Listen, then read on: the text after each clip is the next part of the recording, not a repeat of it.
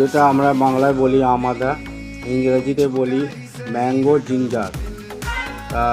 এটা বস্তায় লাগাচ্ছি সবজি পচা এটা, এবং এর সাথে গোবর সার, মাটি সব মিশ্রণটি একবারে আমি মাখিয়ে নিয়ে তলায় দিয়ে দিলাম।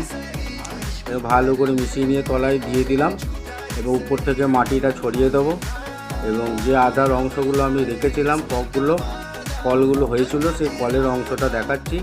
সেই ফলটিকে এর উপরে আমরা তিনটে বসাবো, তিন দিকে বসাবো। এই দেখুন, এটি একটি সেই ফল হয়েছে, এদিকে বসাবো।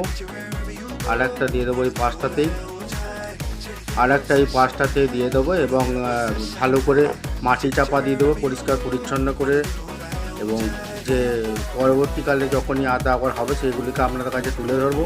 ভিডিওটা ভালো লাগলে অবশ্যই আমার পাশে থাকবেন এবং সাবস্ক্রাইব করে আগ্রহী হওয়ার সুযোগ তুলে দেবেন। নমস্কার, অবশ্যই সাবস্ক্রাইব করবেন।